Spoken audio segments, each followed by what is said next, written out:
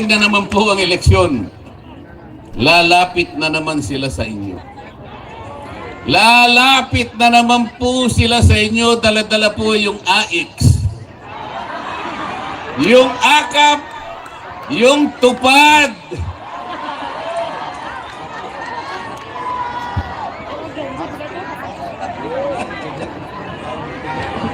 Bakit? Ang mamamayan ba ng Valencia Bukidnon, ang katapat niya ay konting perang ibibigay sa kanya? Kaya bang tapatan yung dignidad at karangalan ng mamamayan ng Valencia Bukidnon? Kaya bang pasayahin lang kayo sa isang araw? Pagkatapos yung lahat ng araw, malungkot na kayong lahat. This is not how to govern the country. Hindi ito in governance. Hindi tungkulin ng congressman o senador na siya mismo ang magdala ng AX, ng AKAP, ng tupad. Kayabangan po yun, pagpapasikat yun. Hindi dapat mangyari yun. Kasi ang akala nila, pag inabutan po kayo ng konting pera, parang utang na loob Diyos sa kanila. Hindi po ganun eh. Dapat kasi hindi na pinadadaan sa mga congressmen para hindi sila makapagyabang, para hindi nyo tanawin ng utang na loob. Kung ako lamang ang masusunod po, total konting pera lang naman yun eh. Magsakripisyo na tayong lahat. Pag lumalapit si congressman o kaya si senator, kandidato, kung kaya ninyong gawin, huwag na natin tanggapin. Kung kaya ha, kung gusto nyong tanggapin nyo, total sa inyo naman yun eh. Pero huwag kayong magpapasalamat sa kanila dahil pera ninyo yan. Correct! Hindi nila pera yan. Hindi galing sa bulsa nila yan. Ngunit kung kaya ninyong huwag tanggapin. Halimbawa, ma'am, halimbawa, inaabot niya sa'yo. Sinabi ni ma'am, pero kung huwag magpasalamat sa'yo na lang yan. pira ninyo yan, no? Hindi mo kayang bilhin ang aking dignidad. Alam po ninyo, parang sampal sa mga mukha nila yun. Sapagkat nung inimpeach ang Vice President, hindi ka man lang nilapitan. Bakit? Gusto mo bang i-impeach ang Vice President? Ayaw mo eh. Pero siya gusto niya. Sapagkat alam na ninyo, magkano ba ang dahilan? Magkano?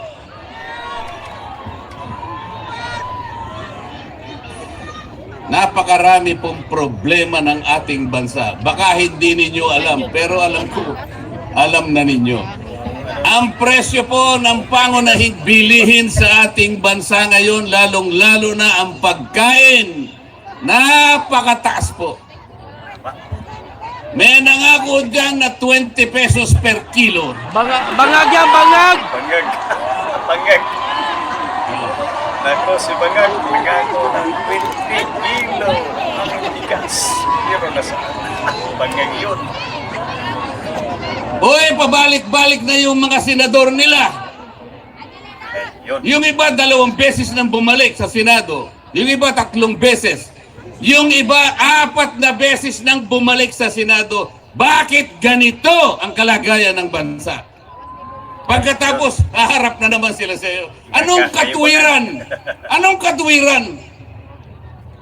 Anong gagawin mo? Pang-4 mo nang balik ito? Alam po ninyong ang kalagayan ng Pilipino ngayon? 63% ng ating mamamayan ang nagsabi, mahirap po kami. 63%. Ang katumbas po nun, 87 million Pilipinos. Bakit po nangyari? Ito ang pinakamataas na pagsasabi na sila'y mahirap in 21 years. Pagkatapos, haharap na naman sila sa inyo. Haharap na naman sila sa inyo. Sus Mariosep naman, hindi pa. Haharap ka na naman sa akin? Ayun. Talaga pong ganun. Anong gagawin? Anong gagawin Guys, nila? Team Soka ang ating iboboto, ha? Team Soka. Ayan sila, Team Soka. Ang kuryente sa bansang ito ay pinakamataas sa buong Asya. Ang layunin ng batas na ginawa noong 2001. 2001 nung ginawa yung EPIRA, ito yung batas sa kuryente. 24 years ago. 24 na taon nang nakararaan. Ano po ang pangunahing layunin kung bakit ginawa yung batas na yon? Ibigay ang kuryente sa mamamayang Pilipino sa murang halaga. Yon ang pangunahing layunin. Tama. After 24 years, kabaliktaran ang nangyari. Pinakamataas sa buong Asya ang singil ng kuryente sa ating bansa. After 24 years, walang nangyari. So in 24 years, there is a continuing violation of the law. Bakit? Wala pong nagbabantay. O yung mga binoto nyo sa Senado, bakit hindi nyo tanungin? Senator, hindi ba ginawa na po itong batas na to 24 years ago?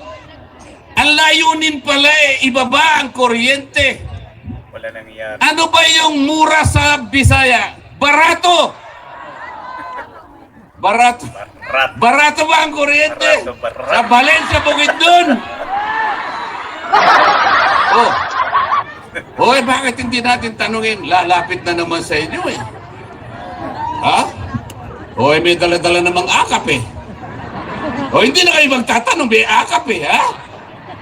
Sigurado Ait! manalo si Marcolita. Tupad! Lahat ng team PDP, Wag po. dapat lang mananalo. Meron kayong kapangyarihan, palitan natin ang May tuloy sistema. ang impeachment laban kay Vice President. Palitan natin ang sistema. Okay.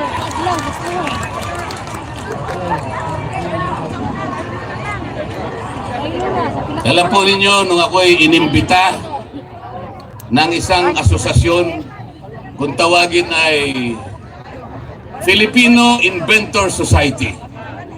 Marami na po ako napuntahan ng mga organisasyon. Maraming na po. Signal te. Pati po yung organisasyon ng mga Wala ka signal. midwives, Wala ka yung signal. mga hilot. Kinausap ko na lahat yan. Ang hindi ko na lang nakausap ay yung asosasyon ng mga punerarya. Okay ba tayo dyan? Okay ba signal natin dyan mga kababayan? Pero kung iimbitahan nila ako, pupunta ako, pero pasasama ako kay Pastor Dan. Bakit ko po binanggit yung asosasyon ng Okay po, ay Filipino maraming salamat po, Inventor salamat po, Society? salamat po. Okay po. Kasi po, ang dami pa lang na-invento. Okay daw te. Sila pa lang naka-invento ng karaoke. Sila pa lang naka-invento ng yoyo. Sila rin ang naka-invento ng bamboo incubator. Yung unsinkable portable boat, sila naka-invento. Yung 3-in-1 jeepney. Pati yung banana ketchup. Pilipino pa lang naka-invento. Napakarami. Alam po ninyo kung ano yung nakalimutan nila na imbentuhin? Tinanong ko sila eh. Para hindi na ako nahihirapan ng mga kababayan natin tuwing eleksyon para piliin kung sino yung karapat-dapat. Kagaya ngayon, sa Senado, 65 ang kandidato, nag-withdraw na yung 3, 62 pa rin. Mahihirapan kayo ngayon, ng dami. Pero sabi ko sa kanila, kung naka-invento sana kayo ng aparato, parang yung scanner, yung pag pumupunta ka sa airport, dadaan ka doon. Pagka tumunog yun, teka, balik, sabi nung ano eh. Di pwede, balik. Kakap-kapang ka lahat, di ba? Naka-invento ka sana ng aparato na kagaya nun. Padadaanin mo lahat ang mga kandidatong senador Hala. diyan sa aparato na yan. O, ano sa palagay nyo? Pwede. Yung aparato na yan, re-retikin niya yung hindi qualified. Tama. Yun ang gusto kong aparato. Para wala ng problema. Oh. Pagdaan ng mga senador ng administrasyon, Talaga. Makita yung mga bangaw. ilan kaya ang marireject? Palitan, no? Mga senador. Ilan po? Ilan? Lahat! Lahat papalitan. Lahat! O lahat, sabi. O hindi ba madali ang trabaho natin? Yung aparato na yun, ilagay natin sa tapat ng COMELEC. Dumaan lahat doon. Palagay ko pagka kaming lahat ay dumaan doon, ang makadadaan lamang doon, yung kandidato ng PDP laban. Yan! Yun. Yung iba reject. O di tapos ang laban.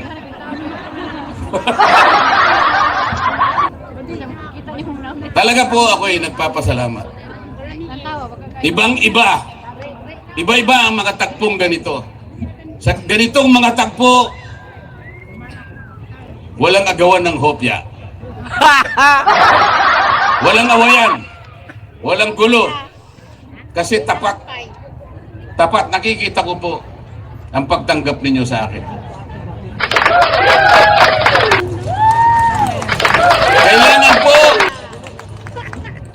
Kailangan po magpasya tayong lahat. Yung gusto na ma-impeach na nga pala, yung gusto na maalis ang Vice President, iboto ninyo yung administration candidate. 10,000 na nagtanong. Yung ayaw matanggal ang Vice President, iboto ninyo ang kandidato ng PDP laban. Yes! We have simplified the issue. Singgit ba PDP? Isang issue na lang. Singgit PDP? Dito o dito.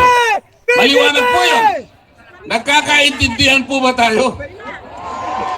Kailangan po ninyo na magdala ng mga senador na magko-constitute ng susunod na kongreso. Sa YouTube. Yung yung paglitis nila sa Vice President Ay, na.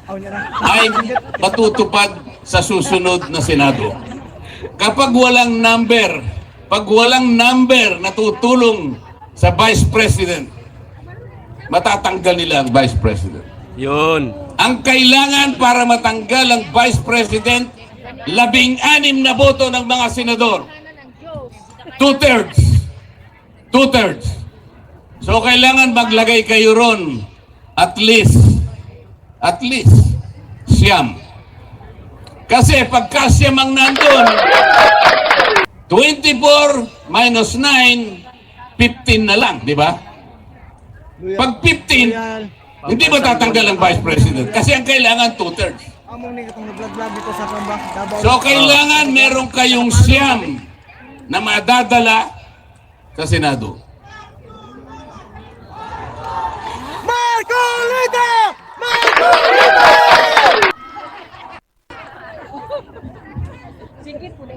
Mahirap po bang gawin yun?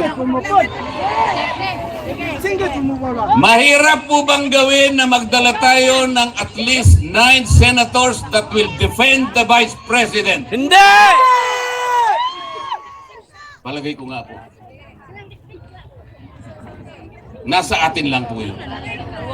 Nasa atin lang po. Kahit gaanong pera ang ibigay nila sa inyo, tandaan po ninyo ito. Pasasayahin lamang nila kayo ng isang araw. Isang araw, Diyos ko naman. Isang araw. Gugutumin na ng 664 Hindi days. po yun ang kailangan ng Pilipino. Ang kailangan ng Pilipino, i-provide natin ang mga kondisyon para lumago ang kabuhayang pambansa. Magkaroon ng mga pagawa, mga negosyong tatayo sa ating bansa. Para dumami ang trabaho, dumami ang pagkakakitaan ng tao. Yun ang gusto ng Pilipino. Ayaw ng Pilipino ng ayuda. Ang ayuda ay pwede lang pagka-krisis.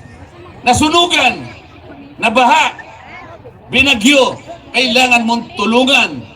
Yan ang essence of brotherhood. Pero hindi sa normal na panahon. Invited lang man siya. Hindi yung tuwing eleksyon meron kang ayuda. Dili man Hindi po PDP. yun. Huwag po ninyong Invited lang. ipagbili ang inyong kinabukasan.